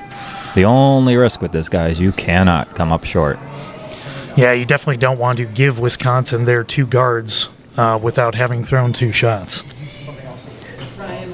And it looks like that's what's going to end up happening. It's going to be short of the house. And now we have two centers already for Wisconsin. The tighter one isn't. Now just starting to get one in the house with two center guards. That's an option. I'm thinking to myself, would I even throw another guard? You could, just to make when the Peel game inevitably starts, make it that much more difficult. But Yeah, I think the risk there is Jed's going to take another crack at that. Yeah, absolutely. Yeah, I think the only guard you would throw would be to maybe sit on top of the Illinois stone that was thrown and really clog that center up. Yeah, waiting for the late hook on this to get underneath. And it's going to roll just a hair deep. Nice position. but it is rolling a little bit deep just in the back of the forefoot. Something that if that was the Illinois stone would be death. Doesn't quite hurt you as bad without the hammer. Illinois is not going to be trying to draw that deep in the first place. This one they're going to want definitely top 4. Yeah, and we're just setting up stones right now, and I'm sure with when we get to Cam Rittenauer shots, he's going to be throwing clearing shots to try and get both of those centers out as soon as possible. Which is why I was thinking about, how does that third guard really hurt you? I mean, staggers can hurt you later if you cannot run anything back. As for who the stagger might hurt worse, you just never know. It depends on who's shooting when, but that one, Ice Crew must have done a terrible job. Really didn't break for him. Yeah, it hasn't been huge hooks from what I've seen over here. It's been with the proper handles as the stones have worn in a little bit. I think we've been seeing, typically about, 4.5 feet of curl, which is perfectly acceptable, makes for a lot of good shots. Not 100% sure where they're trying to get here. If it's to center line, they iced it for 5 feet. We'll see how that goes. And that, again, it's release sensitive, right, Mr. Maskell? Yeah, it looks like adequate rotation, but I don't know him that well. And it looks like it is. They are trying to draw into the forefoot. I don't think they mind that Illinois stone on the, where it is right now. But they really want to be in as deep as they can get it. And they sure made it to center. All right, so I'm back on the Ice Crew bandwagon. Fine job they did. Yeah, and actually a really nice shot there. Didn't quite get into the forefoot, so Illinois is sitting shot in the back corner of the forefoot. And now, as we talked about, this is where we're going to start seeing those peels. They would love to double peel, catches just on the high side, and roll towards the corner. First shot by Cam Rittenauer here. And looks like just a clean peel on that one. Bonne soirée. Yeah, really nice there.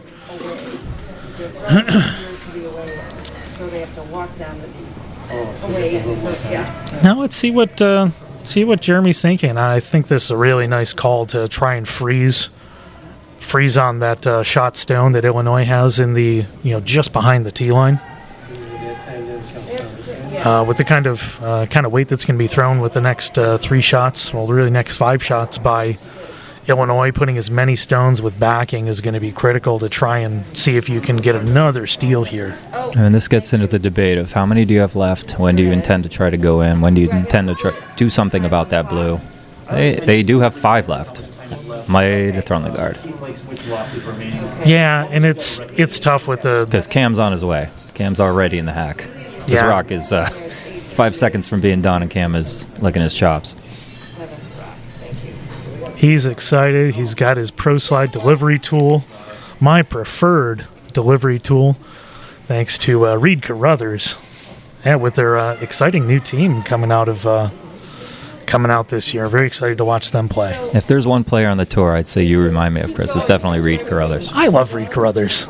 He's just really solid, plays a good game, and somebody I always love watching. Going all the way back to his days as a second for Jeff Stoughton. Oh, some of the best. And a big peel weight there, taking the double peel. Nice shot by Cam Rittenauer, getting 2 stones out of play. So the question is, who on the tour do I remind you of? Ooh, boy. E.J. Harnden, maybe. Not a bad answer. I was thinking maybe Joanne Courtney. Well, I'm not sure. I'm not sure you're nearly as strong as she is. Also probably true. I am, however, #fit to curl. Yeah, absolutely. Thanks to a set of workouts I designed in 2017, ghostwritten by Dean Gemmel. Yeah, my broadcast partner for the rest of the weekend will be joining me tonight at 5 o'clock, and he'll be here through the rest of the weekend. I don't know if he overslept or just doesn't know how to read the draw schedule, but a little bit of a different draw schedule here on Friday. So we'll see. We'll see. Dane, was fun calling a game with him last night, and he'll be here through the weekend calling games with me on the semifinals and finals. I highly recommend that book, but don't let the cover fool you. Johnny Morris didn't write it. Yeah, he's just the example. Everybody wants to be John Morris when it comes to fitness and curling. And happy retirement to John Morris. After an amazing run, probably playing some mixed doubles coming up. Seems to love the way that game goes. Yeah, he's into that. He's also into cooking, from what I understand. He's been taking culinary training in addition to his firefighter work. Yeah, it's been really interesting watching. It's great you get to see the lives of curlers, competitive curlers nowadays on social media. So it's nice to follow everybody on there. And interesting spot here. We're starting to go away from the big weight shots, and trying to drop the weight and get all the way to the nose or on the inside of this Wisconsin stone, which is about 3/4 open. Waiting for the hook here. There it is. And trying to push it. It is going to hit real close to nose and catch their stone a little bit, but got it real nice. So Wisconsin is sitting shot at the back of the forefoot. Looks like there is an opportunity to draw on the in-turn side and get into the forefoot if they wanted to. I kind of like the idea there, trying to get into the forefoot versus trying to... Looks like they're going to go the out-turn side instead. Yeah, and you can absolutely get there with this ice and these rocks. Last night on Sheet B, Caitlin Pooley was trying to bury behind a stone that was it was center line, 4 inches out away from biting the forefoot, fully buried, and ate most of the button, all of the back of the button. So things can happen here. Dreams can come true on this ice. Yeah, and it looks like this will be looks like a little different position than I was thinking it's going to be. They're throwing what appears to be either a tight guard or a draw through the center of the ice. Actually putting that right in the center. Oh, we misinterpreted that one. Yeah, I was thinking they missed the shot. Yeah, I was thinking that was going to be a draw. I don't hate where that is right now. Good run back opportunity. Yeah, I was thinking they might have taken that opportunity to draw into the forefoot either way, in or out turn. While we're waiting for what the call is here, a couple quick updates. Looks like Team Falco is up 6-4 after the 6th end over on Sheet A over Team Pooley from Rochester. Team Falco with the hammer in the 7th end. Team Jackson up 6-2 over Team Maxey from Arizona. Team Maxey hammer in 7. And over on our neighboring sheet, Team Workin up 7-3 over Team Yukich. Team Yukich with the hammer in the 7th end. Well, it seems like Falco accomplished their objective. That 2-1-2 math we talked about is already out the window. Yeah, now absolutely. They just get one here, and it's desperation makes a stinky cologne for poor Caitlin. Yeah, and that's a little bit of a tough spot there. Thankfully in good position with the record. Oh, nice, interesting little shot. They didn't quite get the angle. They were hoping to catch this one just a little on the high side and move it into the center. Now, I think we're going to see that shot we were calling with the last. It's going to be the in-turn draw into the forefoot. Try to grab that big swing if you it's far more accessible on the in-turn side because your guard is kind of a 2 position. They can make it on the out-turn as well. If they do, they're probably in a little bit better shape. I would think the way the rocks that are both touching the center line are kind of loaded. If they do make this draw, Judd might have his own double run back. Yeah, kind of nose on the Wisconsin stone, run it back to the anywhere on the in-turn side. That's a good one. Yep, and they are going to switch handles based on that. Yep. So they're going to go all the way out to the edge of the 12 and try to draw into the forefoot. So this is what Bob was thinking with the first shot. I don't make too many good observations, but that appears to have been one. Yeah, so this was a big shot here. Try and sit 2 with Jeremy Rowe's first stone here in the 7th. No. And on this one for line pretty early. Now just waiting to see if we're going to get if the weight is right. And it's not curling, so that would indicate that's likely a bit heavy. Yeah, the opposition's ready to sweep. And it's just a touch heavy, but it looks like it is going to be second shot. They were really hoping to be in the top of the forefoot there instead of the back. Now leaving Jed Brundage a chance to draw that same ice and really lock this end down, trying to get frozen on either of those stones in the back of the 4. And they're staring at that. I don't think they've committed to it yet. They are. So the other shot would be to, as we have indicated so far, loves the big weight runbacks, and it looks like that is going to be the call. Okay. So they're going to play the tap back on their stone instead of the draw. So maybe a little bit easier when it comes to the lines if you understand the hit weights and the hit lines. So this isn't going to be big weight like we've seen so far. This is probably closer to that 10.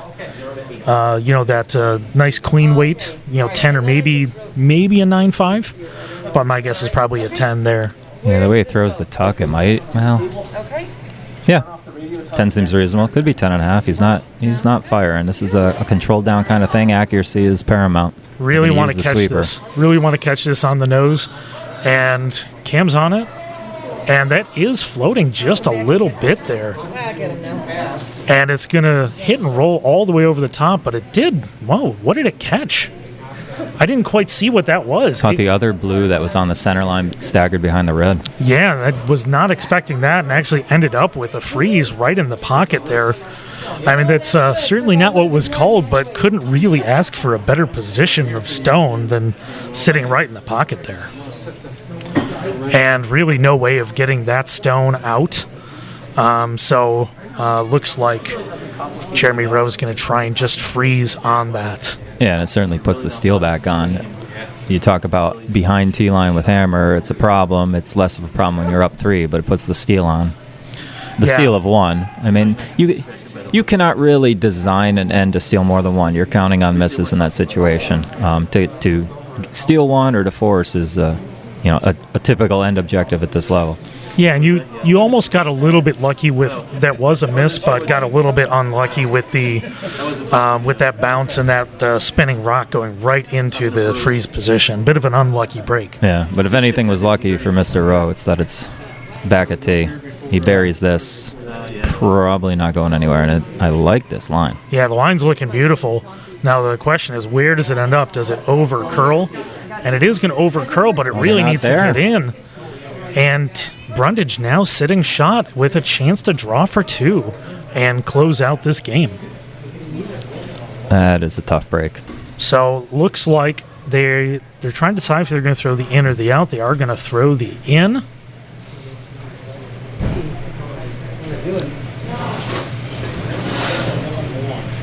Yes, I am a little surprised. I figured they would throw the out with backing because they're only, even if they're a touch heavy, if they catch theirs on the nose, I mean that's. And they can get so much more forefoot this way. That's got to be the thought process, and you don't want to tap anything accidentally. Yep.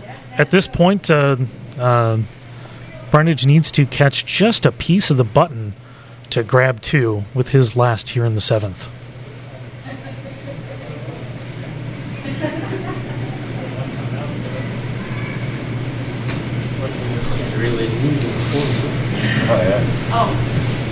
It's on the way. We just have cleaning right now. And they're waiting for the cut. And it looks like it's going to be on the guard. Ooh. And it's going to be a 1 for Brundage. And the score is going to be 7-3. And just going to wait and see if they're going to play the last end here. Based on how that still rolled the tee line, I think Cam thought he couldn't go for weight. Yeah. And then they got caught in between. They kind of didn't have a great option on that one. And it looks like, and we'll see in a second.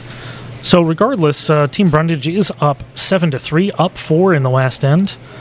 And Team Rowe would have hammer coming down. Update on Sheet A. Falco did the job that we described earlier. Got their 1. Basically ran a kneel down on 3rd down. Yeah, so that's going to be 7-4 over on Sheet A over Team Pooley from New York. Over on Sheet B, Team Jackson is now only up 6-5. Maxie from Arizona took a 3 in the 7th, and leaving Jackson up 1 with the hammer in the 8th. And we did have handshakes over on Sheet D. Team Workin takes the game 7-4 over Team Yukich. Workin going to 5-1. Yukich dropping down to 4-2. And we are going to play the 8th end here. Brundage throwing a stone through, which is no surprise. I mean, rocks are going down the ice. I don't know how much Brundage is going to play this 8th end. It'll be interesting to see how many he throws through. Yeah, I'd say likely anything they can see in play, they're going to be hitting as soon as they can hit it. So, yeah, we're gonna keep an eye on Sheet B and see what we're looking at with the Michigan and Arizona game. And obviously keeping an eye on Sheet A as well between Team Colorado and Team New York. It's a chance to dust off your radio chops. Yeah, I need to start getting my angles right. It'll be, looks like the semifinals in Sheet B, so I'm going to have to be calling that from an angle. Need to get a spotter over on the sheet giving me information. And we're going to see a second throw through here. I just hope there's a third. I'm cheering for a third. 5 rock roll. Yeah, at least. I mean, that would make sense. So, I'd say it's 100% for May Hagenbaugh with her 2 shots thrown exactly through the house. They actually don't score those, believe it or not. It doesn't. It's not in the numerator or the denominator. Oh, it's like it doesn't exist. They count those as no plays, basically. Yeah. That makes sense, actually. For statistics. Yeah, it would kind of be a little bit funky if you got inflating the leads. I mean, leads tend to put up big percentages in the first place. That would be a little extra sauce. Yeah. Now we're going for a shot on the same side as their guard, and they might be playing double corners. I assume they were, but now they're not. Yeah, they are drawing in. Looks like it is going to get pretty close to fully buried. And a nice shot from Andy Hampton there. It is fully buried. Yeah, the corner on either side has kind of gone out of vogue. It used to be the only way you could try to generate threes, and now they're trying to stagger your corners, assuming the peel's happening one way or the other. Yeah, and it's interesting to see the evolution of strategy with the 5 rock rule and the ability for so many teams to throw the big peel weights that we've seen in this game. Well, they're not going to throw their third through because now they have a reasonable target to hit. Yep, trying to push this one over and get all the way in and punch that Minnesota stone out of play. They don't need a lot of it, but they didn't have a lot of it to look at. Yeah, so didn't grab any, and now giving Team Rowe a chance to put up that either second corner or a butter right at the top of the 12-foot, hopefully at least half buried. So they did throw through, which is what I was cheering for earlier, in a way. Yeah, just a little bit different. I think you have to put another guard up. Yeah, at this point, especially with the big peel abilities of Cam Rittenauer, you want to put as many stones in the way of that as possible. This is Will Garrett's kind of game. Will helped out with the Ice Crew earlier in the week. He would love a 4-point game in the 8th end with seemingly minimal chance of an upset, but this is where the debate starts. Yeah, absolutely. Yeah, so we've got and now we're going to see hopefully they're going to try for a slash double. So you'll be throwing some peel weight here. Catch this, and they would love to catch the outside of the stone that's in the house now. Straight peel is obviously just fine. My favorite part of this shot is Mr. Rowe signaled to Brundage which rock he was going to catch before it happened, so it didn't blast off the wall and into a rock and play and or a hack. Ice Crew appreciates. Yeah, that is and shout out to the whole rest of the Ice Crew as well. I mean, Bob's got a whole team working with him to keep the ice as good as it is. How big's your crew that's been working with you? It's pretty significant. Boy, I mean, we're up to probably 10, 11 folks. We even have the head ice technician from the new Pittsburgh dedicated ice curling club. You know, learning what goes into an event like this. If you need some interesting narrative later, you can talk about the proliferation of dedicated ice clubs in the United States and get some perspective on, what it's taking to build those up. Yeah, absolutely. And the more we have, more clubs are able to hold these great events and, put competitive ice in and give more events for everybody to play in. That's a really nice shot. Really nice shot by Richard Maskell there to put up that second corner. So that one's a pretty much perfect position for where they wanted to be there. And now the hope is you grab a miss and try to get more stones in play. Down 3, it's a... But how do you bury a 4th? That's the question. Or how do you bury a 3rd so you're drawing with your 4th to win the game? We're a little off center here. We're actually more on the sheet D side, and so this looks terribly buried to us, but just judging by the way they're managing this, they probably have it.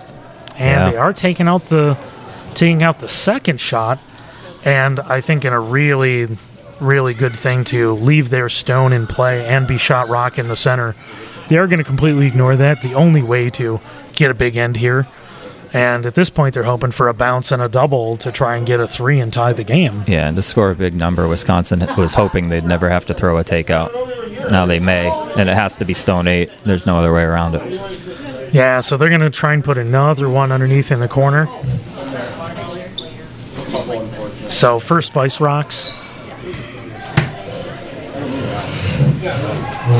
At this point, they're hoping to repeat what just happened a couple more times and hope for a bounce or a miss and then a chance to get a 3. And not where they wanted to end up. They are sitting on their stone in the corner. Jed's not going to be able to squeeze them both, but when he makes one, he's rolling another one into the scoring area, the effective scoring area, and now Wisconsin needs a double takeout at some point to try and win this game. And it's just, the walls are closing in. Yeah, and this is pretty much a repeat of the last shot for Bella Hagenbaugh. Oh, there goes the gripper. And on it to try and catch the right angle, past the guard, and caught it really nice. Looks like that stone is, it's going to be real close, and it is going to go out. So a little bit of a break for Wisconsin. So they are, I think they're going to do that again and draw right on top of it. They're hoping for a dead freeze in the corner at this point. They're just running out of rocks. This is 5 or 6.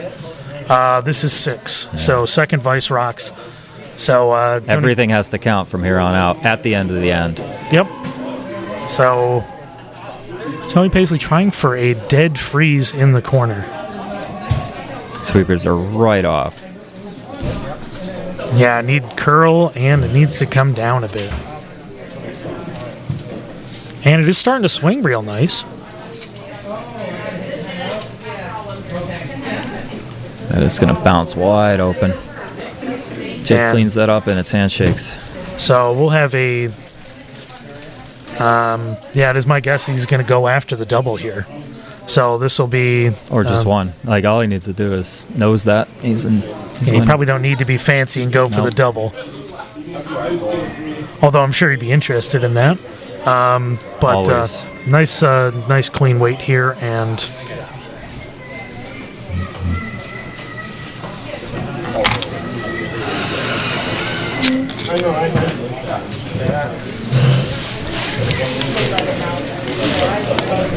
So a big hit weight here by Jed Brundage to close out this game. And looking real nice all the way down. Roll right to the center. And that's handshakes.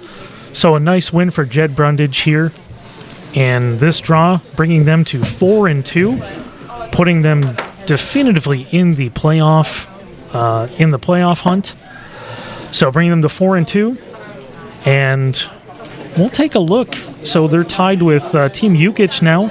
So both teams 4-2, working now at 5-1. And we'll take a look at the scores on the other sheets before we go off the air.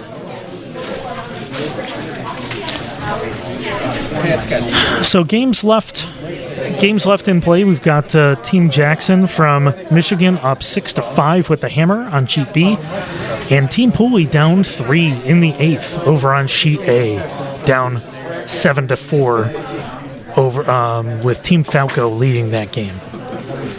So looking like on sheet A, Team Pooley is sitting 2 in the house under cover, so not a bad position for them right now. And see if I can get a look over at sheet B.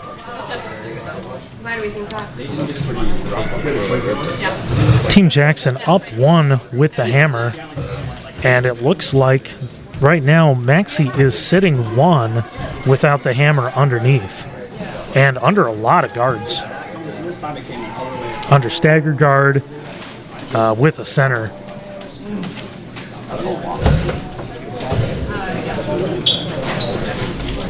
So they're coming down to look at positioning over on sheet B. I don't think I can switch cameras. I'm not quite as fancy as the full-fledged broadcast. So I might stick around for a minute to give updates on sheet B and sheet A, since we finished just a hair early here on Sheet C. We will be back for the 5 o'clock draw this evening, and let me get what that matchup's going to be for everybody, so you can tune in. So the 5 o'clock draw tonight will be rejoined by Dean Gemmel, and the game here on Sheet C will be a really important one. That'll be Team Minnesota Yukich and Team New York, the Pooley rink. So unless something major changes at this point, both teams will likely be 4-2. Team Pooley really wants to... they are sitting 2 over on Sheet A, now unguarded with both of their stones. So trying to make a decision on where they want to place their next.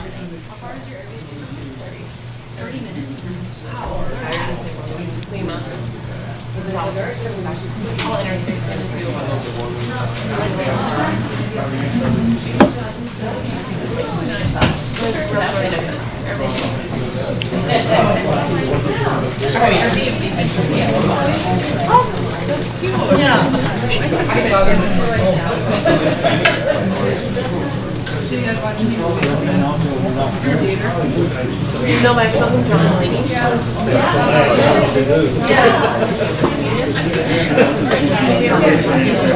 Yeah, it looks like we're at first skip stones.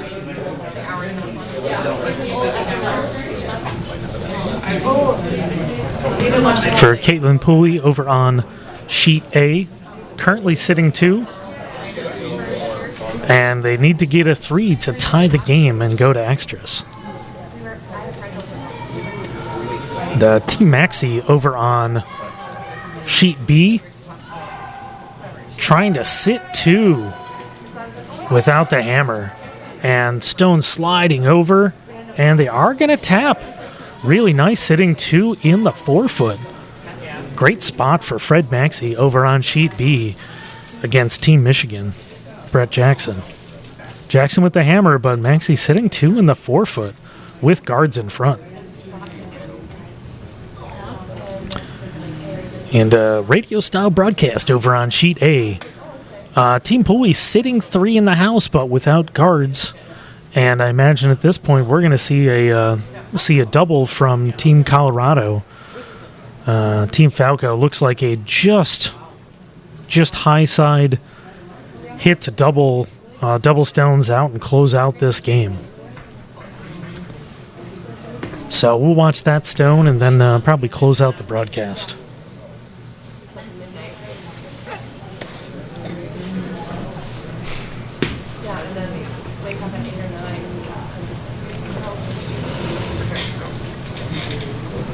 So Dave Falco lining up now for a probably a nice peel weight shot here, trying to catch the highest Rochester stone in the house at the high side of the 4-foot.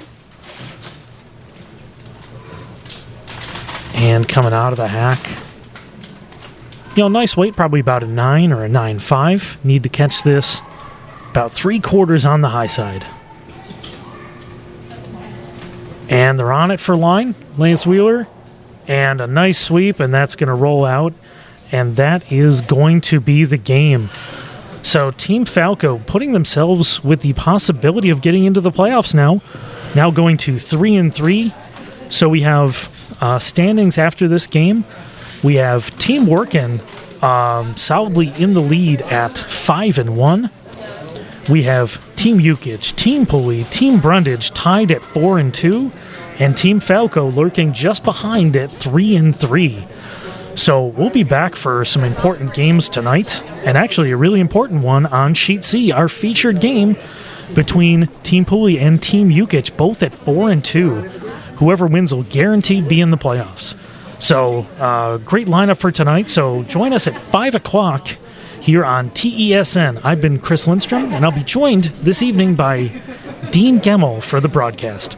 Thanks so much for watching, and we'll be back in a few hours.